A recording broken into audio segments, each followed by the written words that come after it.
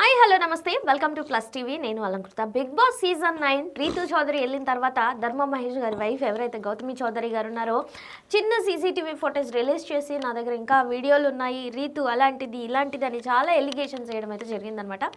Big boss నుంచి రీతు వచ్చిన తర్వాత అసలు ఎలా రియాక్ట్ అయింది, ఎలా రియాక్ట్ అవ్వబోతుంది, చాలామంది రీతు వచ్చిన తర్వాత కూడా ఆవిడ మీద కేసు ఫైల్ చేయిస్తామన్నట్లుగా మాట్లాడారు. అసలు ఏం జరుగుతుంది, ఏం జరిగింది అనే విషయాల గురించి మనమైతే మాట్లాడుకుందాం. మనతో పాటు దాసరి విజ్ఞాన్ గారు ఉన్నారు. Hi sir. హలో. నమస్తే. రీతు గారు చెప్పిన ఆన్సర్కి ఇట్లా బుర్ర పోయింది. ఫస్ట్ ఆఫ్ ఆల్ చాలామంది రీతు ఎలిమినేట్ అవుతుంది అని తెలిసిన వెంటనే అలర్ట్ అయ్యారు.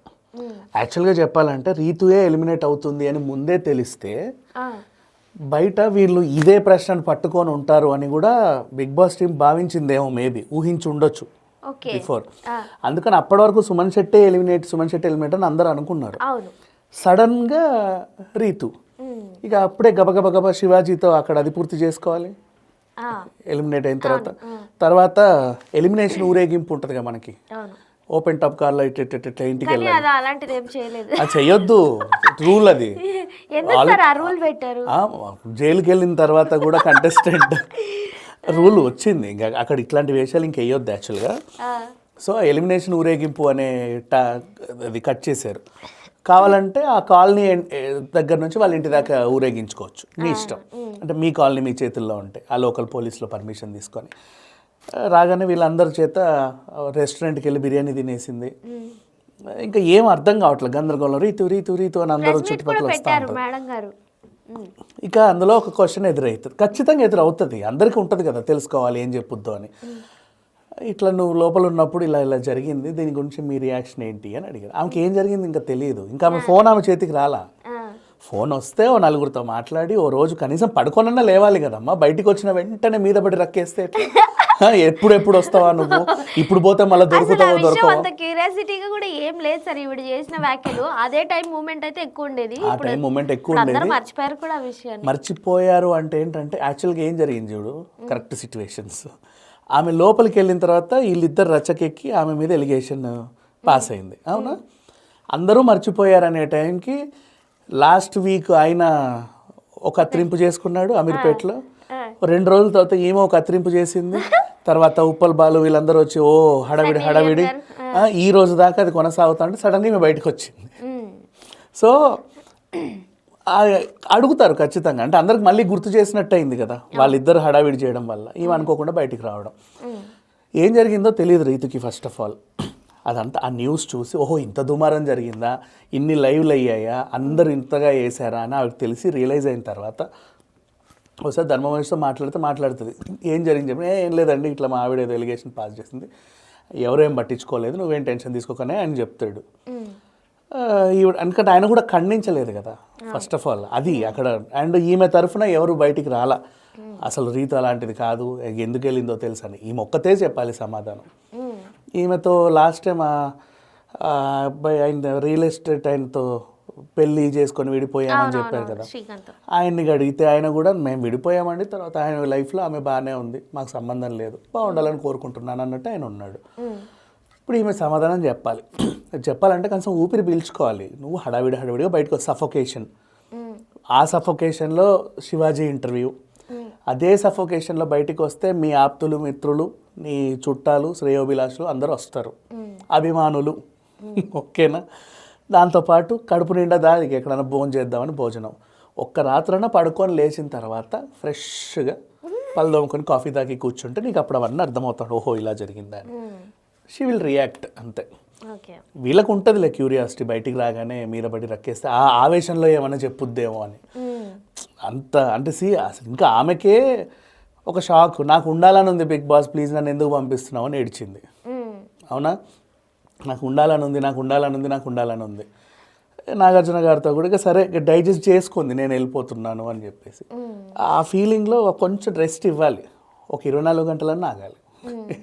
సార్ ఇంకొక విషయం ఏంటంటే భరణి గారి కోసం ఒకప్పుడు శ్రీజాని త్యాగం చేశారు, ఇప్పుడు రీతుని త్యాగం చేశారని మనం కొన్ని హెడ్లైన్స్ కొన్ని వెబ్సైట్లలో. ఎవరి కోసం త్యాగం చేశారు అంటే భరణి గారిని పంపించవచ్చు కదా, ఆమెకంటే టఫ్ కాంపిటేటరే కదా ఈవిడ, ఎందుకు పంపించట్లేదు అని చెప్పేసి. నీకు బయట జరిగిన డ్యామేజ్ విషయంలో అయితే నేను రీతుకే సపోర్ట్. ఎందుకంటే పాపం ఒక అమ్మాయి సమాధానం చెప్పలేని పొజిషన్లో ఉన్నప్పుడు మొత్తం క్యారెక్టర్ అంతా డ్యామేజ్ చేసి పెట్టడం చాలా పెద్ద నేరం, అది తప్పు. ఈ విషయంలో కావాలంటే రీతుతో కేసు కూడా పెట్టించవచ్చు గౌతమి పైన, పరువు నష్టం వేయించవచ్చు, ఎంతైనా వేయచ్చు, ఎన్ని కేసులైనా పెట్టవచ్చు. నెక్స్ట్ బిగ్ బాస్ ఆట రీతు గురించి ఇప్పుడున్న టికెట్ టు ఫినాలే మాట్లాడితే నేను సపోర్ట్ చేయను.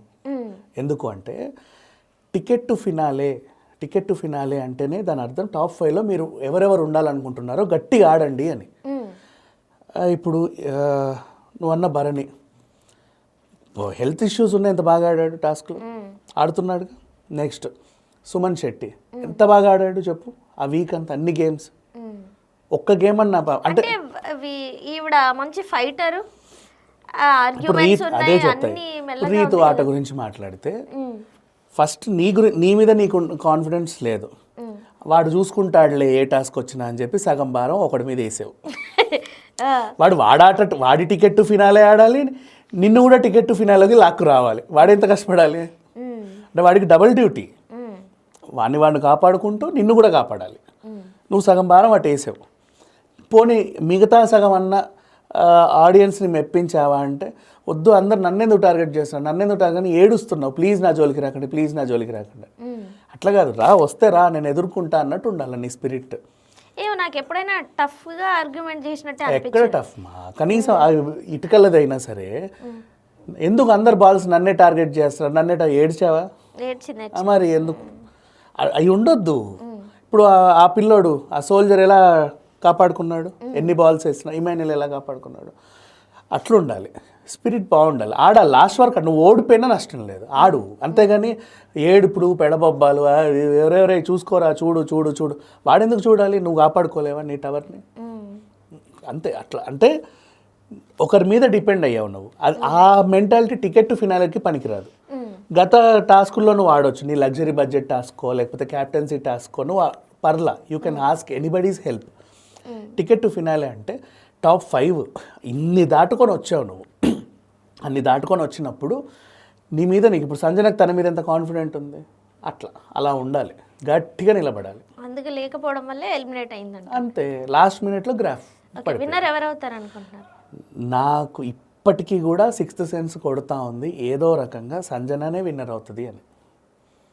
బికాజ్ 360 డిగ్రీస్లో చూసుకున్నా కూడా సంజన ఒకతే అక్కడ పర్ఫెక్ట్. అసలు టైటిల్కి ఇప్పుడున్న కంటెస్టెంట్లో టైటిల్కి అర్హురాలు, మిగతా ఎవరు కాదు. తనుజ తొండి, వీళ్ళిద్దరు డిమాండ్ పవన్ అండ్ ఆ సోల్జర్ ఏమో మోసం, మ్యాచ్ ఫిక్సింగ్ చేసుకొని వచ్చారు వీళ్ళు అగ్ని పరీక్ష నుంచి. భరణి సుమన్ శెట్టి ఇప్పుడు గ్రాఫ్ పెరిగింది. టాప్ 2లో ఉంటే సుమన్ శెట్టి ఉండాలి, 1లో రన్నర్ అప్ ఉంటే సుమన్ శెట్టి, విన్నర్ ఉంటే సంజన ఉండాలి. టాప్ 5కి వేయొచ్చు ఆ అబ్బాయికి. అంటే కామెడీలు చేసుకుంటూ వచ్చాడే తప్పితే నువ్వు ఇప్పుడు 10వ వారం వరకు నువ్వు నామినేషన్లకు రాలా, నీదేంటో తెలియట్లా అసలు అర్థం. అందరినీ ఏదో మెప్పించుకుంటూ అలా నెట్టుకుంటూ వచ్చేసావు. అంతే, టాప్ 5 వరకు ఇవ్వచ్చు. వీళ్ళిద్దరిని తీసేయాలి, ఈ అగ్ని పరీక్ష క్యాండిడేట్స్ ఇద్దరిని. తొండి వీళ్ళు. కళ్యాణ్ పడాలని చెప్పేసి మొన్న ఒక హ్యాష్ ట్యాగ్ కూడా ట్విట్టర్ మొత్తం హల్చల్. ఎందుకంటున్నానంటే నువ్వు ఆర్మీ అని చెప్పొచ్చావు కదా, ఆర్మీ అంటే నీకు స్వార్థం ఉండొద్దు ఫస్ట్ ఆఫ్ ఆల్. ఆ తరాజు టాస్క్లో చివరి వరకు నువ్వు ఆడి గెలవాలి, అది టై అవుతుంది 100%. సుమన్ శెట్టి కొంచెం ఇట్లుంది అంతే, ఇంకొక ఆకో అలమో వేస్తే అది కొంచెం ఇటు వస్తుంది. అది టై అయింది అనుకో, మళ్ళీ ఇంకో గేమ్ పెడతాడు బిగ్ బాస్. నువ్వు వాడిని పట్టుకున్నావు, నువ్వు గెలవాలని ఇంకో కంటెస్టెంట్ని. యాజ్ ఎ బిగ్ బాస్ కంటెస్టెంట్గా నువ్వు చేసింది కరెక్టే, యాజ్ అన్ ఆర్మీ పర్సన్గా నువ్వు ఆ ట్యాగ్ వేసుకొని వచ్చావు కదా, నువ్వు చేసింది తప్పు. నీకు స్వార్థం ఉండొద్దు. ఆర్మీ వాడికి స్వార్థం ఉంటే దేశాన్ని నమ్మేస్తాడు. అది ఎప్పుడు స్వార్థం, నీ మీద నీకు అసలు ఏమీ ఉండొద్దు, అది సంగతి. Okay sir, thank you.